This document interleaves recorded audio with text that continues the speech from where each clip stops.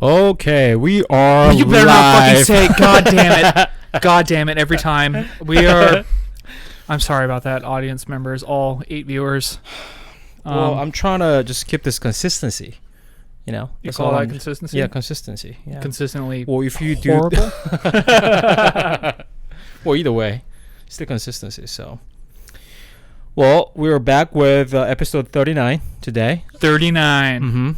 Mm-hmm. Exciting topic. Mm-hmm. We're just fresh coming back from 3-day hiking, camping. Yeah.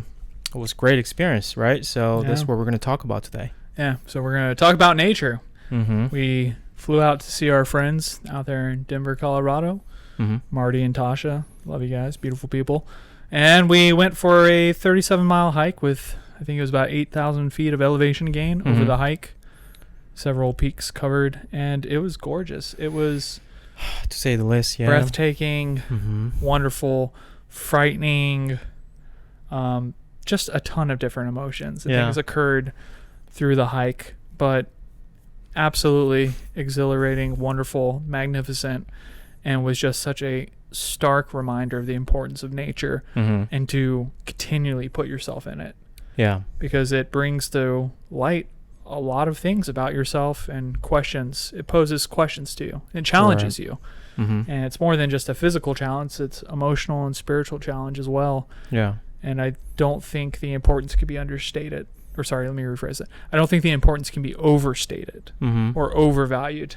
Yeah. I think everything we're ever going to do to talk about nature to other people, we're going to be missing the mark and undervaluing it. So yeah.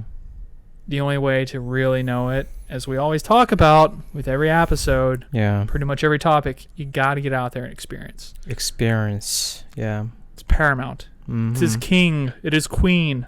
Yeah. The highest level of excellence is through experience. Yes, we've talked about it so many times, and we will continue to talk. We will continue to bring it out because it's so important. The understanding through conceptual understanding and experiential understanding are two different things. Yeah. I think by now you guys are starting to see the reoccurring theme here. Mm-hmm. We go out into the world, we take those concepts, and then we get the experience, and then we try to discuss where they butt heads, where they agree, and what they miss entirely. So the contrast between those two things, I think, is a lot of our conversation, actually. Yeah. It's the experience and the concepts we have. Yeah, we pretty much daily talk about this. That's why we continue to seek another experience. Yeah. The next experience we're going to have, right? Yeah. Yeah. So I think first and foremost, if you're listening to this podcast, you should be looking up right now where you can go outside and get into nature. Right. And ideally that nature is pretty wild in the wilderness, devoid of a lot of other people, or, maybe your friends are going with you.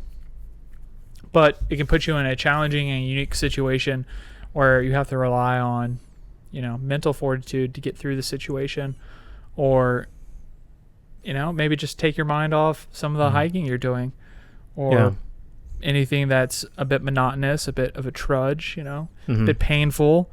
It can really start to raise some interesting questions in your head. Yeah. Especially when you're surrounded by the sublime. It really does a great job of reminding you how small you are. I mean, I'm sure you got that feeling, especially when we're hiking down to the Valley Pass, far. Okay, look, we're not extremely far away from civilization, but we're not easily accessible. Right, it's far enough, man. Far enough that once you, get into, certain part of those mountains, there's no way back. You have to continue to, go forward. Yeah. Right? And then, yes, there are a lot of people hiking, but we started a hike on Thursday, right? Friday morning. Oh, Friday morning. Sorry. Yeah, Friday morning. So actually, there were not a lot of people. For the first day, actually, we encountered, only a few people, right? Along a couple of photographers. I think that's it. Yeah. So anyway, if you go hike deep in the mountain, it can be actually dangerous if you don't pay attention. Oh, yeah. I mean, even paying attention, we found ourselves in some harrowing situations. Yes. with our epic bull moose friends. Right. Wow. By the way, that was my first time actually seeing moose in person for the first time. They are gigantic animals. I didn't even realize that. Unreasonably large. Yes. Magnificent too. Yeah. Right? Yeah. Yeah. So we were at this little pass, pretty much like right at a stream, right next to a meadow, and there were some bull moose out there, and they appeared to be grazing. They were fucking big for sure. Yeah. So they were in the path we needed to cross, and we couldn't cross another way just because of the conditions of the land being wet, damp, water, blah blah blah. Mm-hmm. And we decided we're going to walk past them. Just don't make eye contact. Pay attention, but nothing aggressive. No quick motions, things of that nature. We're aware of their territorial. We're aware of what to look for, pinned ears, things of that nature. And again, I think we got a little too close. I was the last in the group. There's 4 of us. And we're making our way up the hill, and you're right in front of me. And I'm watching, and the moose starts charging me. And I'm like, calmly, charging. I take off running. We all scatter. It was a bluff charge, right? So this is something they do typically to just challenge you and see if you're actually going to engage with them. And of course, luckily, they didn't pursue, and we just continued on our path. But it was a very exciting moment, and I think it can be, again, I'm not saying go out in the woods so you get fucking charged by a moose and realize some things about yourself. I'm totally not saying that's the way to go.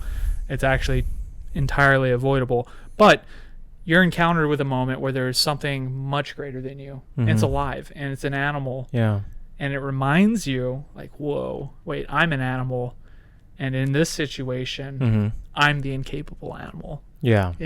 Right. Fucking ego check big time. Yeah. Suddenly it's like, oh shit, I'm not a big man on campus. I can't just make choices that are going to be in my complete control. It just made you realize instantly, like, wow, we're really not in control. We're at the mercy of the mountain. We're at the mercy of wilderness. We're at the mercy of nature. And I think that's a very real and fundamental aspect of reality that we fail to give credit to. We fail to give that credit to the universe that, for the most part, we're really, really insignificant. By the same token, we have a lot of power and a lot of ability to act and enact certain things and bring to light certain realities. But I think it's also good that we're consistently also reminding ourselves that, a lot of this is out of my control. Yeah. Right. In that situation, I can handle my emotions, how I'm going to deal with this particular situation. Yeah. Because, right then and there, we could all have been like, this is fucked up, turn back, we're not passing. Or there could have been any other numerous outcomes, right? But it elicits a very specific reaction, and you don't really know certain things about yourself until you're put into these situations. Yeah. And again, this doesn't necessarily need to be an animal. This can be just nature itself, because you want to talk about what happened on the second day? Second day? Yeah, so we're we're on the way to this second campsite, and it started pouring down. And we try to avoid the rain, waited till die out, but it wasn't. And we're talking flash floods. Water is running beneath our feet. We're on rock slab area. Yeah, it's totally getting wet. Yeah. And then literally, I think Tasha said, could it get much worse? And it started hailing. Yeah, right. So it went to the point where we decided not to go to campsite, even though it was like 0.7 miles away from us, because it was, pouring down too much.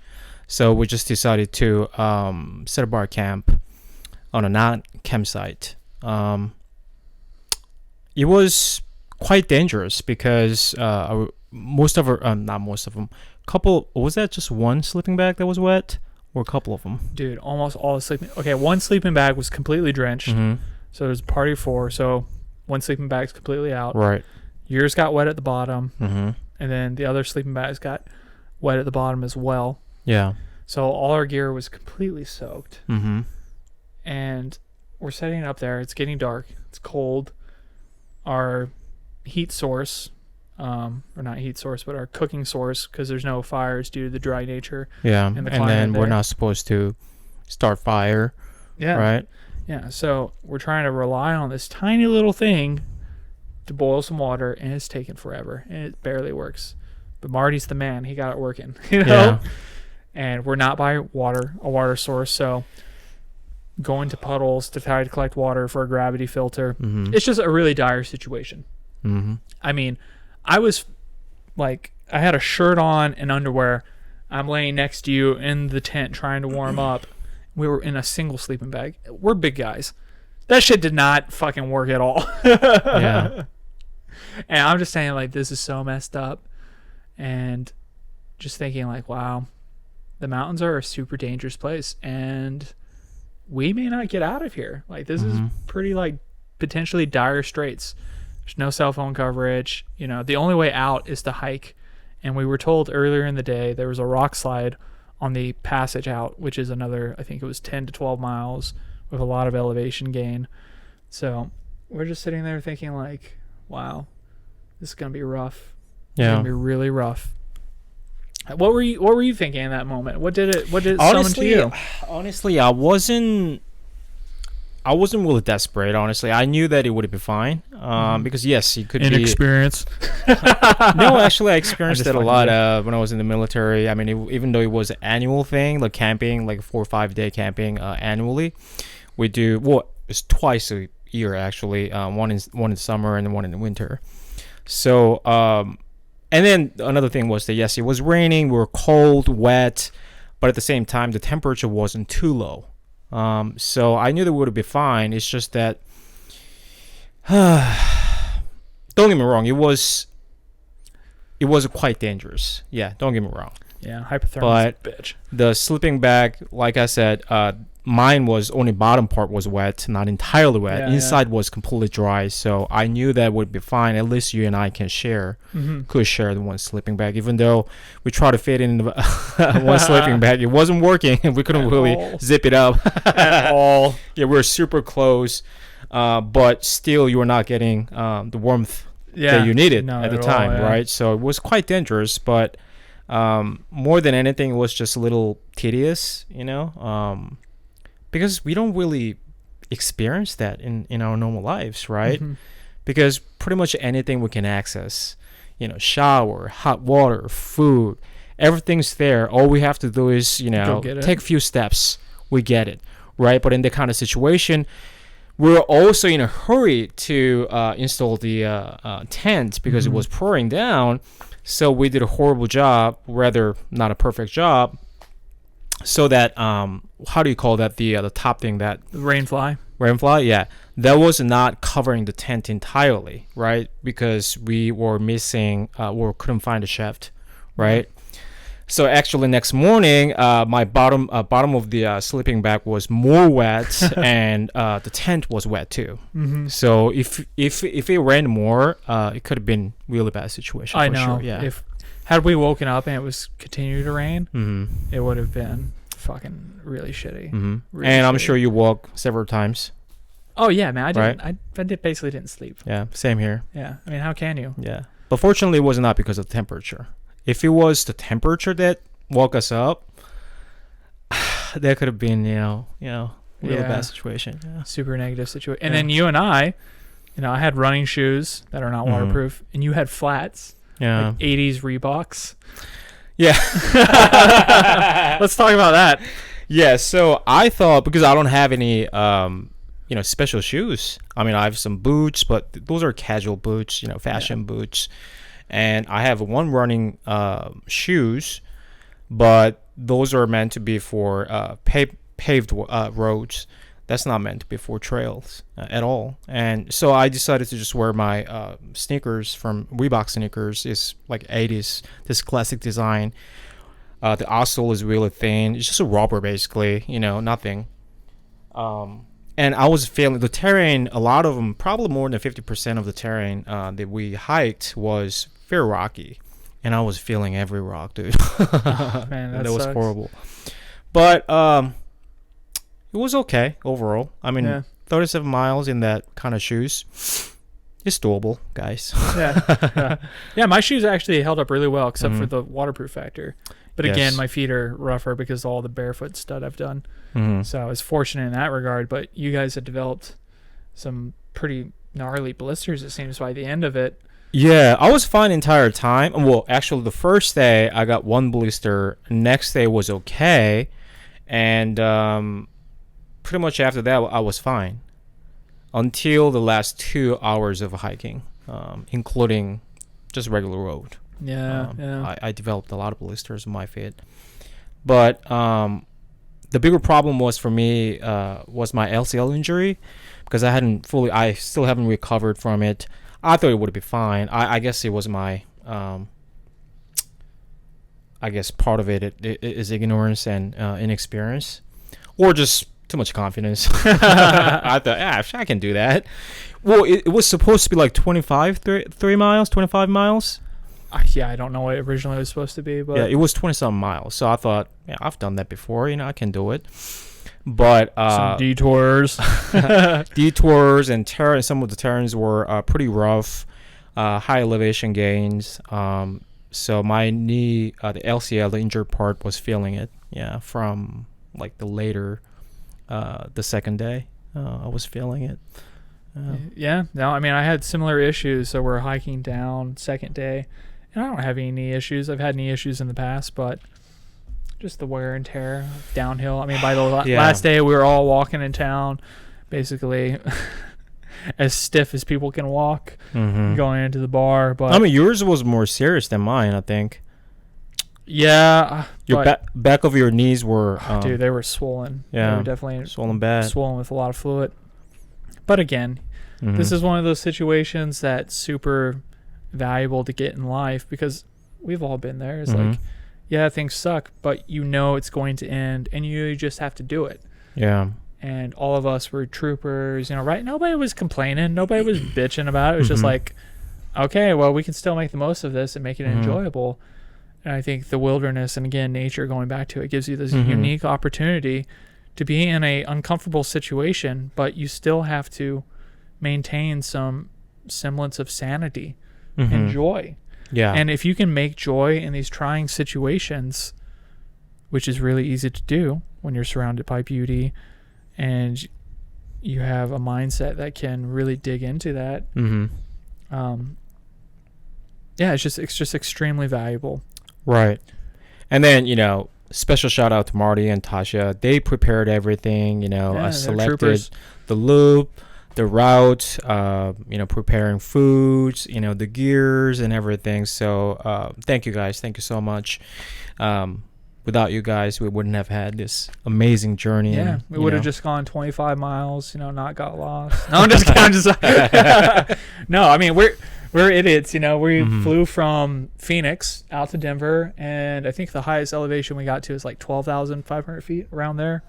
I could be wrong. I don't recollect, but yeah, we significantly lower, right? Yeah, we had no issues with the elevation, and breathing was pretty easy. So we're very fortunate in that sense as well. And I think that lends itself again to why it's important to just try to stay in shape to some degree, because a lot of people actually didn't go on this hike because they were worried about the distance. These are people that live in Colorado too. Yeah. They're worried about the distance, or worried about whatever it is. But you'd be surprised how far willpower can take you. Yeah. Even though, fucking all of us were hurting in some way, we all were tenacious, motivated, joyful, and that's what got us through the wilderness. Yeah. It was a really deep bonding experience, and made you really appreciate, truly appreciate nature. And I've had this experience numerous times, this deep appreciation, but every single time I come back to it, the love gets deeper. And I learn more about myself and more about the nature and the way the universe seems to present itself, as if nature has this medicinal healing property of the soul. Yeah. And it's just calling out to you. It says, hey, who do you think you are? You go out into nature, your ego is going to get in check real quick. Yeah. And reality is going to come right to head with nature. Yeah. And you may not like the outcome.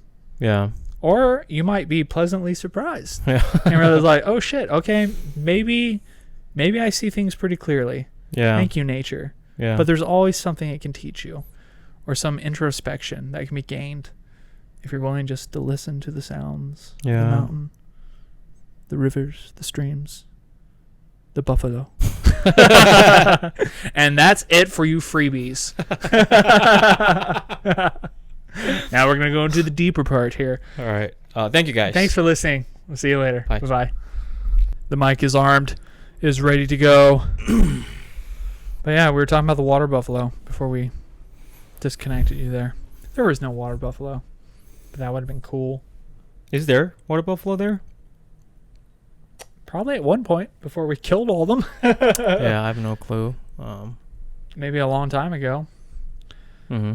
But what do we want to talk about now? We want to talk about the first night? The first night? Well, yeah, whatever. But I wanted to talk about, because I hiked a few times in Korea, especially in the military, most of them. But this was by far the most raw nature that I've been.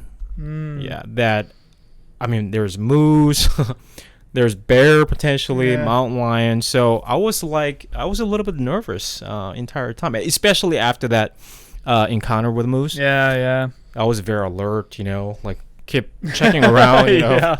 because especially like I had heard that mountain lions can be very sneaky. Yeah. Like you wouldn't know if they're following you. Yeah. So like I was paying attention a lot, so that because especially mountain lions, I'm not really afraid of mountain lions for some reason, but bears. I mean, I'm terrified by that animal. So yeah, I mean a bear is fucked up. Specifically a grizzly bear, right? A grizzly bear. We're not talking about yeah, black bears, no. something smaller. Right. I mean, brown bears could be terrifying as well, Yeah. but we're primarily talking about Grizzly the grizzly bears. bear. Yeah, the real bears. Yeah, because fuck that nonsense. Yeah. The only thing you can do is yell and be wild and hope that shit does not want to attack you. Yeah. Because if it does, you're probably just gonna die. Yeah, I mean, it's almost nonsense to say that there's just something you can do. Yes, there are things you can do, but as soon as a bear decides to eat you, there's nothing you can do. Yeah. Right? It's up to them, not up to you. Yeah. So that's really a terrifying feeling that even at night, right before we went to sleep, we made sure that the foods are not in the tent. Yep, set a bear line. Yeah, nice all that. Proper. Second day we kind of couldn't, right? We couldn't, but we got the food as far away from camp as possible, and thank goodness we were able to retrieve the food in the morning because. Right. But it would have been rough to have to go through all that mileage without any food. Mm-hmm. Not to say we couldn't have, because obviously, yeah, we totally could have. But yeah, it was nice to have food in our bellies for it. Yeah, but in normal life, it's almost impossible to feel that kind of fear, like the survival mode, right? Yeah, like it's almost impossible to have that kind of feeling. So, in a way, it was very refreshing to access that feeling in me, but also it made me think that, wow, how little I am, and then kind of appreciative too, in a way, kind of weird way that, I can access these raw feelings in me just because I'm in nature, Yeah. We've heard that before, right? People say that when you're in nature, you feel naked, right? Yeah. That's kind of almost abstract statement to me. But when I was in it, I could finally understand what that means. That level of vulnerability. Yeah, exactly. Like completely just there, out in it, and there's nothing you can do. Yeah. Like you're exposed. Yeah. You are what you are. You're only your capability at that point. Yeah. And you realize even human capability is so low. Yeah. Even at the maximal level, it's still so low. Without tools, of course. Mm-hmm. But I can totally relate to what you're saying because... I went out to get water several times, and that third day, specifically the third morning alone, it's early, things are waking up, and you're just very aware of all the sounds and the noises. And I'm just thinking like, man, my knees are fucked up. even if you can't outrun a bear. It doesn't matter. Doesn't matter, yeah. It doesn't matter, but there's also an extreme level of vulnerability when you just feel like you can't run Right. because you're hurt. Yeah. I'm just out there like going to get water, and Marty told me it's like, oh yeah, it's like a 10th mile up. And I went to a different trail, I guess. I had to go like a quarter to a half mile to find the water. Yeah. And I heard like a tree snap branch, and I'm like, oh shit, what was that? Stepped off the path because I could see the bushes moving. Yeah. And just like, oh god, please don't let that be anything serious. It turned out to just be a wolverine, but still, it was enough to be like, Wolverine. man, I really wish somebody was here with me. Mm-hmm. Because being alone completely like that, Yeah. really sucks. Oh yeah. Really sucks. And it's funny because I think going to nature can kind of test you. Test is maybe not the right word, but it might be why so many people are afraid to go in, because they're not confident in their abilities. Yeah. And I think there's some like level inside of you, like primal, deep, that you're aware of how dangerous it is. Yeah. Even if you're gung-ho or ignorant to the dangers, there's still something inside of you that knows like, yo, when you go into nature, it's a serious undertaking. Yeah, of course. And then it's really interesting to think that like the level of security you have is largely based on your perceived capability of yourself, right? Like if bear decides to chase you, like there's no way you can get away from it, even if you're Usain Bolt, right? Yeah. The fastest man on earth. You still can't get away with it. But when you're injured, for some reason, you feel more vulnerable. Yeah. Right? Like it would change the outcome. Exactly. It's so strange, right? Yeah. So that was kind of interesting to think of when I was there. That the level of safety we have is based on like how we feel of our capability. Yeah. Really. I think it also kind of it helps remove the veil on society. It's like, yo, you people think you're safe. You think you have constructed safety and like you can protect yourselves. But here's the reality. Those are all illusions. Those are all constructs. And you just participate in them because they give you the illusion of safety. Yeah. And I think the more you engage into that illusion and that construct, the more disassociate you are with the reality and the nature of things, like nature itself. Yeah. And I think there's some level of lack of identity the longer you remain in civilization entirely. And I think this is why a lot of people get some type of peace or reassurance when they return to nature. Yeah. Because it is closer to the nature of reality.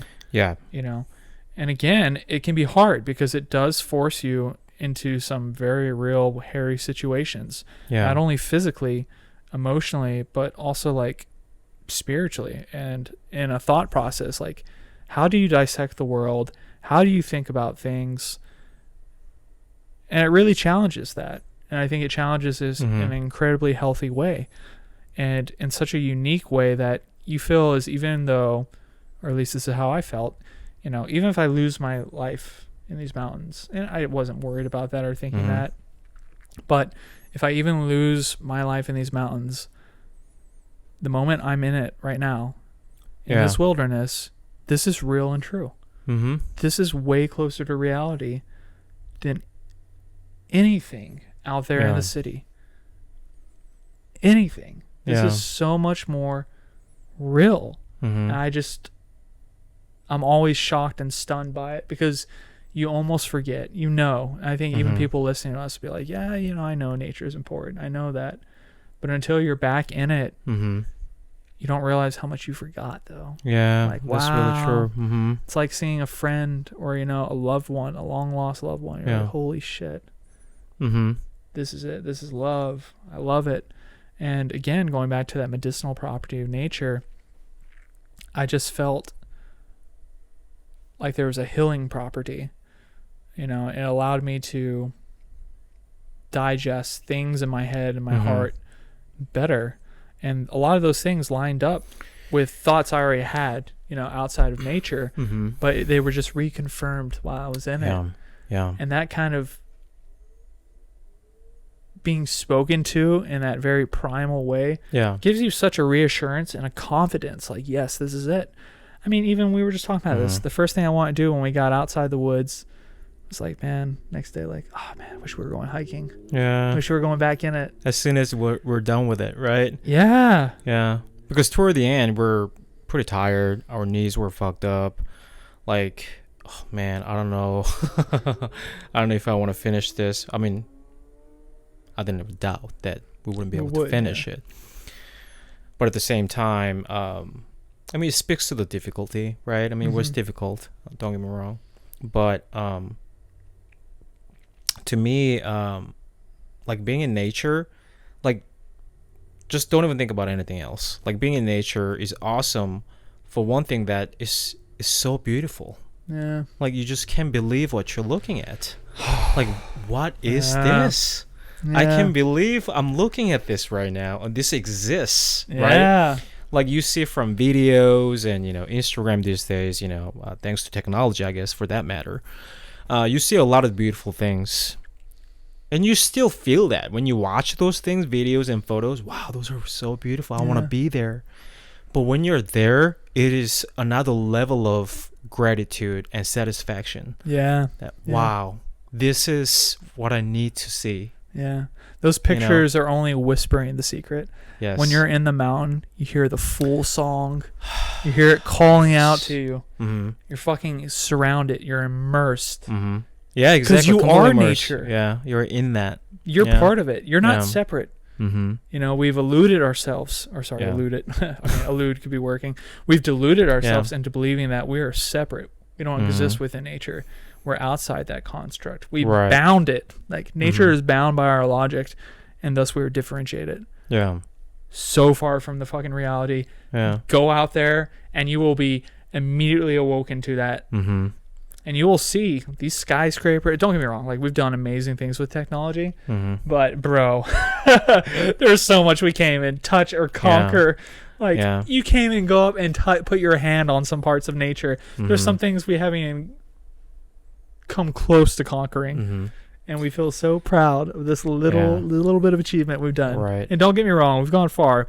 But even when I'm in nature, I'm shocked. I'm like, yo, I can't believe we ever got the fuck out of these woods. Right. I can't believe people ever did it.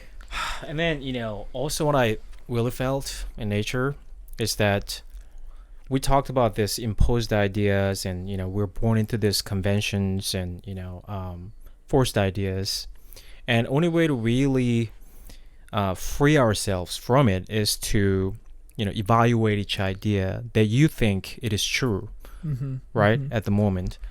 That takes a long time, man. That takes really long time, decades or a lifetime, you know. Some people don't even start it because they don't even recognize the problem of it. But when you're in nature, almost all those imposed ideas are peeled off. Like you don't even think about it. That's the, I think, the beauty of nature, that you really don't even think about those imposed ideas. You really access raw materials over yourself.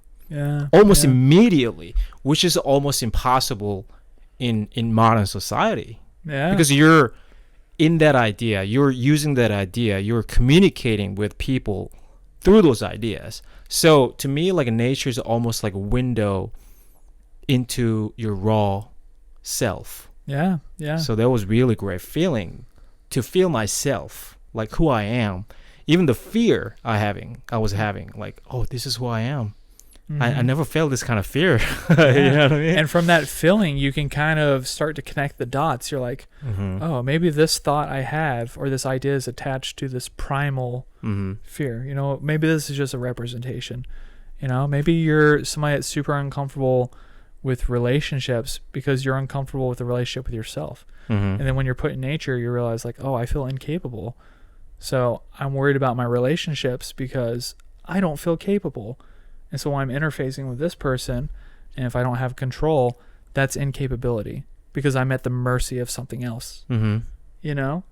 And maybe you can't conquer that feeling when you're outside nature. Maybe you never even realize that's like where it stems from. But when you're put into nature, you can start connecting these things like, wow, actually a lot of my ideas and my thoughts stem from some deep-seated beliefs and ideas I have about myself.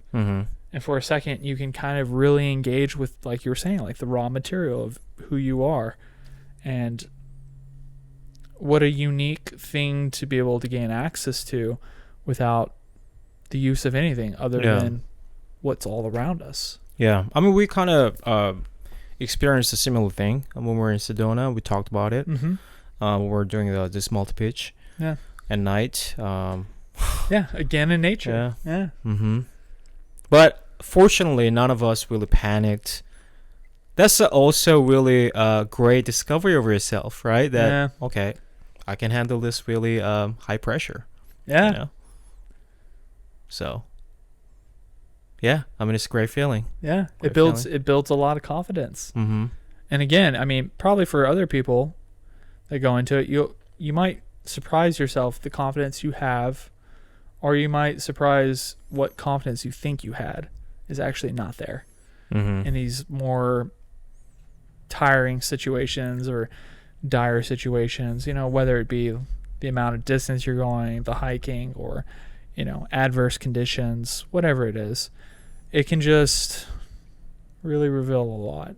Mm-hmm. And I mean, I would say it's in a similar vein to a psychedelic experience. Mm-hmm. Like, it completely overwhelms and changes the way you deal with concepts in that moment, you know, because we all have an idea about what nature is.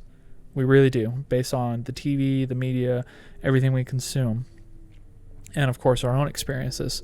But I think we'd find that most of us, our concept of nature is purely built in these depictions of nature, not the reality and experience of nature. And I think we constantly need to go and get the experience to actually get the real idea of what the world is for us, ourselves, and our own experience. So, I mean, nature is just one element of that, but I think it's like one of the grandest because of how overwhelming it is. It's where we come from. It's who we are. It's what we are part of. So again, going with the experience, you got to go challenge these concepts you have in your head and interface with them in reality, because you'll come out with something uniquely different, you know? Yeah, I think you get an opportunity to really evaluate, you know, your ideas and concepts, your values, you know, whether or not, because we talked about this a lot, that, you know, in a modern society, people tend to have a lot of identities rather than their essence, right? And I think in nature, you get this opportunity to access your essence and ignore the identity part, right? So, you know, I mean, there's no real loss, in my opinion, being in nature. You know, there are a lot of difficulties that you don't really encounter in normal life, but that's a great thing, right? Because we only progress when we get new inputs, right? Without new input, it's almost impossible to make progress, right? So, being in nature, I mean, nature is so diverse too, man. I mean, we were in Sedona, multi-pitch. That's a completely different situation from just hiking. Don't get me wrong, hiking is not an easy sport at all, but it gives you different types of challenges. Yes, you know. And similar to what you're saying, I think it really shreds off these layers and peels back all these things that we think are important. You know what I mean? Like, when you're out there just trying to survive, whether you're climbing a rock, hiking a mountain, you know, taking cover from a fucking flash flood rainstorm, you're not really worried about your material possessions or, you know, what, you know, your favorite band's new song is releasing. You're really focused on yourself and the people you're with. Yeah. You know? And every step that you take. Yeah. it really gives you perspective. A perspective that can be completely freeing. Yeah. You might walk away from it and be like, holy shit, I don't need all these things I've been holding on to, whether they're physical, material possessions, or maybe they're concepts and ideas. Yeah. You know, maybe I don't have to be that person I thought it was. Maybe I can be something else. It can inspire you. It can challenge your ego. I could just talk about it, I think, I'm going to talk about it for the rest of my life, because Mm-hmm. it's going to be, I mean, we've always talked about nature and we always get into it, but Right. we're just going to keep diving deeper because we're moving to Denver in October. Yeah, we do actually. So we really get to truly immerse ourselves. And I'm Yeah, fucking being in so nature, and then our training routine is gonna be so much different. Yeah. Higher altitude, running, trail running, hiking. I mean, climbing. There are so many things to do. We're so stoked. Yeah. I'm looking forward to it. Mm-hmm. I think You want to talk about foods? That was really interesting. food. Yeah. I don't, dude. I wasn't like hungry almost at all the trip, except for that Except the second day, right? Yeah, dude. We're completely We were Mhm. depleted, dehydrated, fucking wet, Yeah. cold. So there was a lot of things going on at that point. But yeah, Tasha had dehydrated some chili. Yeah, that was a fucking game changer. wonderful. It was Mhm. so good. Yeah. Yeah, especially second day. Yeah. The shit warmed up our bellies, and then we had mac and cheese. Right. Oh, I guess the best thing about food is like when you're hiking like that, Mm-hmm. you can eat Everything's whatever the fuck delicious. you want, dude. You can get away with anything. You're burning Right. calories, baby. Yeah. Put it in me. Mm-hmm. So the second day, the reason that food that we had was extra better was that the first meal was so small, right? Yeah, It was about like 400 calories, something Yeah, like probably that. around And then there. we hiked the entire day. And then the next meal was about like 7, something like that. Yeah. Right. So we're completely depleted, and it was delicious. It was great. Yeah. Yeah. Talk about granting you a new appreciation for food Oh yeah. and good food. Right. Mm-hmm. And that's like maybe one of the better, I wouldn't even say it's a better kept secret. It's just something unknown. I'm sure, actually, I think everybody knows this, but when you bust ass and you're working hard, everything tastes better. Yeah, of course. The bed feels softer, sleep is deeper, water is more pure, food is way more delicious. Yeah. It's like a natural aphrodisiac, Mm-hmm. exerting yourself in nature. It hits you better because your body actually needs it. Yeah. You know? Yeah. It's not because you want it. A completely different thing. Yeah, I think once you continually like go through this refining process, Mm-hmm. you start to understand what you don't need. Mm-hmm. Like actually, maybe a lot of this shit you're putting in your body is not good. Yeah, that's not a good healthy. point. That's a good point. Yeah, actually, I thought about that too. Yeah. Because again, nature just has a great way of revealing the reality of nature. Yeah. So much appreciation for and it you doesn't. know, Sorry, I our, cut you our off. easy access to food, Yeah. and so much convenience that we have. Mhm. You know? Yeah. I mean, even Edmund Burke talks about nature, Mhm. the sublime and Yeah. experience and how you should get in it. I mean, there's been several philosophers that are Mhm. just like, nature is paramount to the human experience. And I could not agree more. Yeah. Absolutely. Everybody should be exposed to it, into it. And I think it's kind of strange. I feel like our system, our society, especially here in the U.S., has mostly devalued nature because it serves the system to continue growing, Mm-hmm. right? To dominate nature, to avoid people getting into it. Because I think when these truths are revealed to you, you start to kind of see like maybe a lot of society is unnecessary. Maybe a lot of this shit we buy, I don't really need. Maybe a lot of this consumerism, this capitalism is not actually representative or can even begin to Mm-hmm. define me or be a part of my identity, Yeah. And then it's dangerous, man. Nature is dangerous, I think, to the system because they're at odds with each other. I don't Yeah. know how else they could not be. And again, maybe this is why you find people who, once they go in the mountains, they just decide, fuck it, I'm going to live here. Or I'm going to do whatever is necessary just so I can spend time here. And Yeah. I can totally relate and understand that. I feel like I just want enough, and I felt like this a long time. Yeah. You and I both have.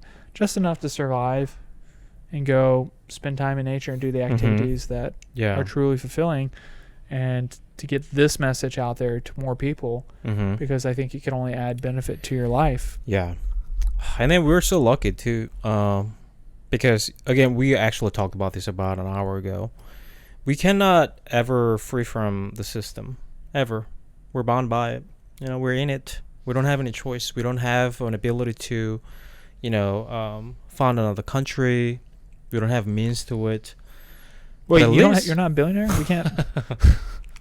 But at least nature provides us with that opportunity. Yeah. To be away from the system, at least for a while, right? That's another reason, right? I mean, there are so many reasons to be in nature. So I highly recommend, and we look forward to next journey, next hike, Yeah. I mean, we did 37 miles, but don't get me wrong, we're still inexperienced compared to a lot of, pros, right? Oh, Compared to a totally lot of inexperienced. even semi-pros. I mean, there are a lot of better people. That's what I'm getting at. Yeah. But, we learned a lot about our ability too, right? I mean, yeah. we could do 37-mile hiking in a, pair of like shitty shoes. Yeah, we had that, willpower. Don't get me wrong, but we also learned that, okay, we need to prepare better next time for a longer journey, more challenging journey, Yeah, I mean, it was a real testament to what do I need to survive these conditions? Like, what is actually essential? Mm-hmm. And again, I think it is awesome because it did speak to our ability to just push through and how far willpower can really carry you. Yeah. And again, it's not like we're on the verge of fucking collapse or at any point or anything like that. But it's just exciting to see, like, oh, wow, our willpower is way more powerful than our body. Yeah. I can't wait to get my body to catch up. Yeah. Like, my willpower demands more of my body. I'm going to get the most out of this body. Mm-hmm. That's a cool thing too. It gives you the opportunity to say, like, I'm going to be better. Yeah. I'm going to be better because my willpower is better. Yeah. So you want to get everything in line, you know? You get that odd pair, right? Yeah. On one side, like, you get the confidence because you've verified that you have the capability of willpower, but at the same time, your physical ability is lacking, right? So you kind of get that both sides from one experience. Another, again, how it puts that fucking mirror up to your face and says, really, bro? That's what you think you are? Yeah. Come on. Let's just be real here, man. We're out here. It's just me and you in the woods. Come on, dude. Just be real with me. Yeah. And you can come to these moments of your own fruition via, I think, deep thinking and asking why. But again, you're only bound to your own internal dialogue or whatever you're going to read and engage with. So it's really cool to be able to have another type of mirror. Yeah. It's something so readily available to pretty much everybody, because no matter where you live, outside of living in, a majorly dense city, you do have access to get into nature. Yeah. And maybe you're one of those people in a very dense city. I imagine there's outreach programs. There's a lot of people that believe in this that are actively trying to get more people in nature. So, I would just encourage you to seek it out, or maybe go to your library, man. Go read some books on the wilderness. Yeah. Some fucking mountaineers. Some people have done amazing things. Go watch turn on videos Netflix and things like that. Yeah. Go anything get that can inspired. encourage you. Yeah. And inspire you. Yeah, it could totally change your life. Yeah. Not to say it's changed our lives, but it also has. Right? That's the thing, though. I feel like our lives are changed daily. Yeah. Exactly. But we always knew the importance of experience. That is so solid and concrete, but every time we get new experience, it's become more important. Yeah. And it's inspiring. Yeah. It kind of gives me the further direction. Like every time you need to do this. You need to do this. So I feel the growth. I see the growth, right? So that's an amazing feeling. I would say it's like falling in love. Mm-hmm. It just gets deeper, man. You just learn more, and you're just like, holy shit, I love you. I just want to spend more time with you. Yeah. Come here, experience. Come hold my hand. Come here. Let me see those little cute little toes of yours. You're just out there getting it, man. You're just getting it, dude. You're so cute, pinching his cheek, But so we're gonna have probably October. We're gonna move to Colorado, and then we'll probably do another epic journey Yeah. very soon. We're thinking maybe by the end of this year or early next year. Yeah, do another epic journey. Absolutely. Yeah. So if you guys are curious to hear more about the outdoors, wilderness, rock climbing, or this type of stuff, if it excites you, please let us know, because we love talking about it. And I think we're just going to always talk about the experiences we have and how they can kind of break down these preconceived notions, these embedded ideas. Right. And I think that's going to be our message going forward, right? I mean, that's pretty much what we just keep discovering is like, it's all about the experience. Yeah. Get the experience, challenge the concept, fucking find the difference or the similarities, digest it, and then speak it out and try to let other people go do that for themselves. Because this is how you arrive, I think, to personal truth and personal revelation. Yeah. Which is really purpose and identity. Yeah. Because these things continually get shaped and grown. Yeah. Because just like you said, every time we engage with this, the path becomes a little more clear, or who you are becomes a little more. I don't want to say it's solid, but you're more comfortable with it. You're comfortable with the fluidity and the level of solidness in that moment, right? You become more freeform. Yeah. Yeah. It's weird. It almost seems contradictory, so it's kind of hard to even talk about it. But I think you just become more okay with life, more accepting. Yeah. The very least, you can challenge your ideas and values. That's the least thing you can do in nature, you know? Yeah. Whether or not you get to another level of enlightenment or understanding is separate matter. Yeah. But I think that opportunity itself is very valuable, because it's hard to do that, actually. It's very hard to do. Again, like, it's even hard to recognize whether or not this value is yours. That's why people, focus so much on adding those external values to their identity they think is important, rather than focusing on their essence, you know? Yeah, I think you're right. I just cannot recommend more the importance of being in nature. This aligns with our idea that you just described, the importance of experience. Go out there. That's the only way to really understand. The conceptual understanding, don't get me wrong, it's not illusion. It's an understanding. Don't get me wrong. It's an understanding. It's a type. But it's a completely different understanding from experiential understanding. Yeah. Yeah. Again, we actually talk about this, like how hard it is to convey this message, convey this. Again, I don't want to. This is the problem with language, that this is also an idea, right? This is another concept that I'm trying to convey to you without giving you an experience. So it's hard to understand. But one of the one of the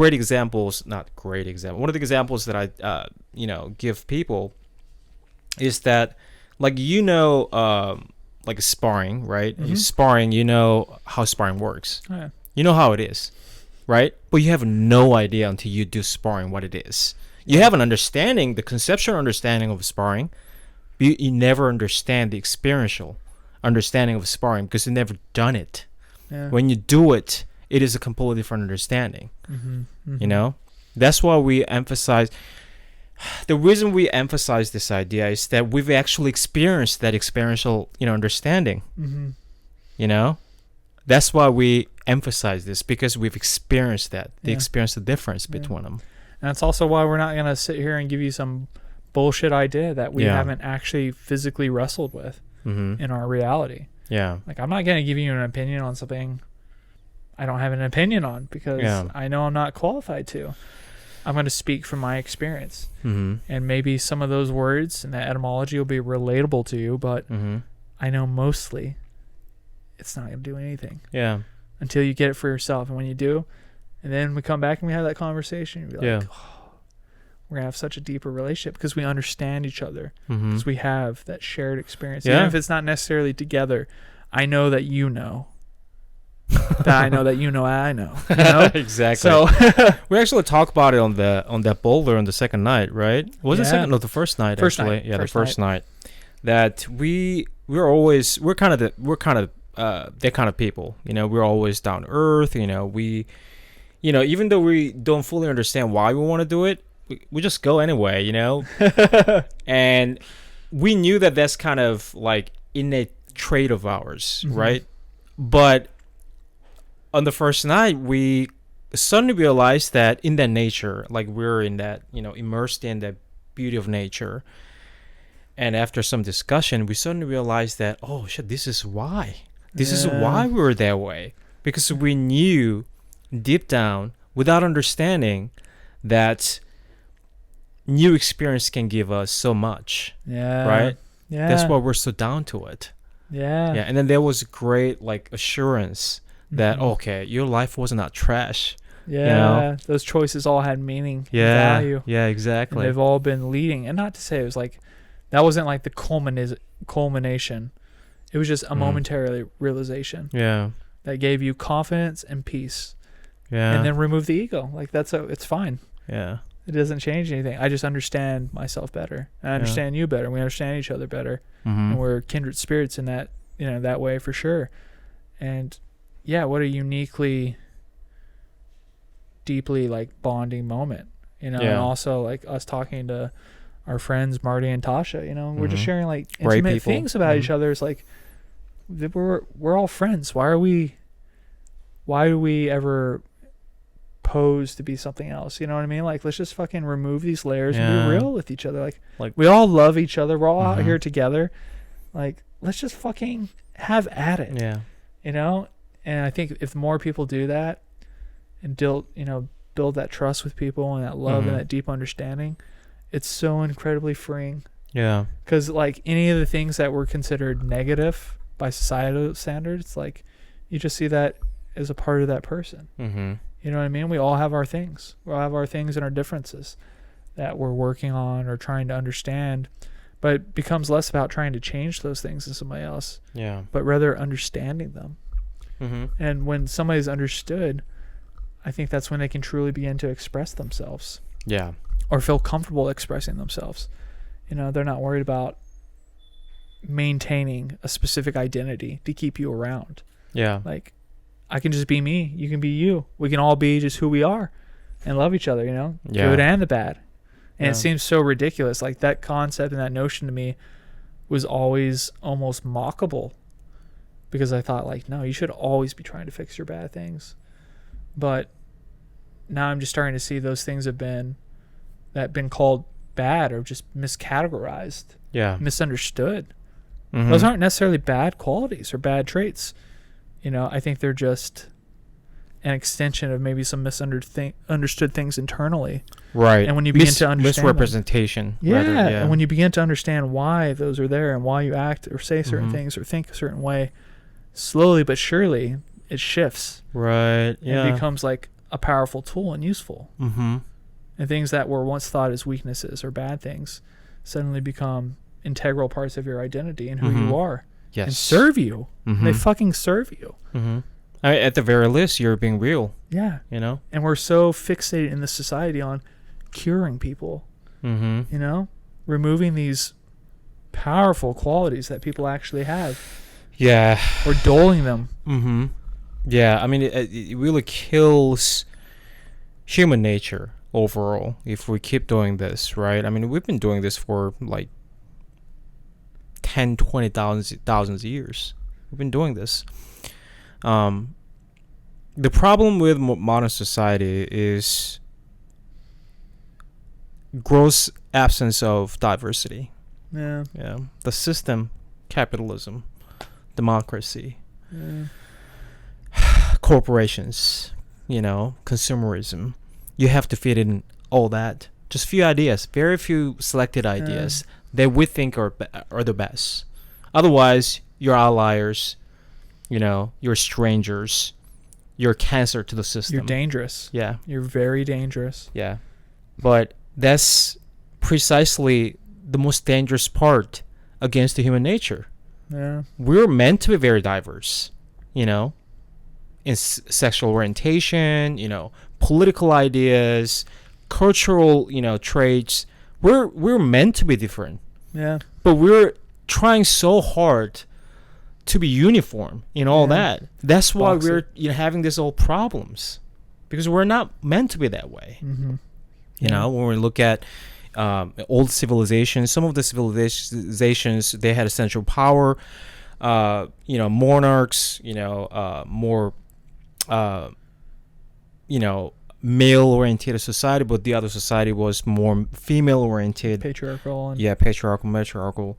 And, seasonal leaders, there was so many diversity in this old civilization. I'm not saying the old civilizations were better in all ways. I'm just saying that we see that diversity was not foreign to us. Yeah. That's for sure. We know for sure. We're not here to discuss or determine which form of society is the best, but at least we know for sure that we had so much diversity in also old civilizations than now even. And to me, that's crazy. We're going backwards, basically. It definitely seems that way. Yeah. Especially in our current system. And, we're not saying like capitalism and democracy is the worst system there's ever been. We're not saying that a previous one's the best that's ever been. Right. Diversity is inclusive of all. But one could almost argue that, like the bear, that capitalism is the apex predator. Yeah. And it's fucking killed out all the other ones. But guess what happens even in nature when there's an apex predator that eats all the prey? Dies out. Things die out. Biodiversity. Like, we lose a lot. We lose a lot from that. Right. So I don't think we should start... Sorry, let me rephrase that. I don't think, as Darwin said, like, survival of the fittest is necessarily... We should not throw a moral value on that and call it good. That just seems to be the case, right? Like, that just happens to be the case in a lot of situations. But I also think that might just be a massively underrepresented particular aspect of reality. If we look at things more cohesively together, we might see, they're actually essential to one another in the needs. So I think it's great when we can get out of the box. Something we also learned on that rock for me personally was like, as I looked at that moon and softened my gaze, suddenly it appeared to me to be a pearl. Yeah. And I realized in that moment that the moon only exists because it's bound by the concept of the moon to me. Yeah. It's something that I've continually gone to and looked to and say, I'm going to see the moon, and this is what the moon looks like. But when I stopped thinking that hard about it, suddenly a new reality was revealed to me. And if that can apply in my fucking eyesight, how much more can that apply in my thought process? Yeah. And to me, that's life-changing. Yeah. That's a great conclusion of this episode.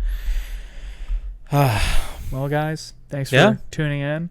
I was going to read your names and, IDs, our patrons, but I'm having difficulty actually logging in. I'm sorry for that. Rebecca. Lee. Sins Wolf. Okay. Cass Murray. And John Otts. Thank you, guys. There you go. Thank you. Thank you, guys. Love you. Bye-bye. Good job.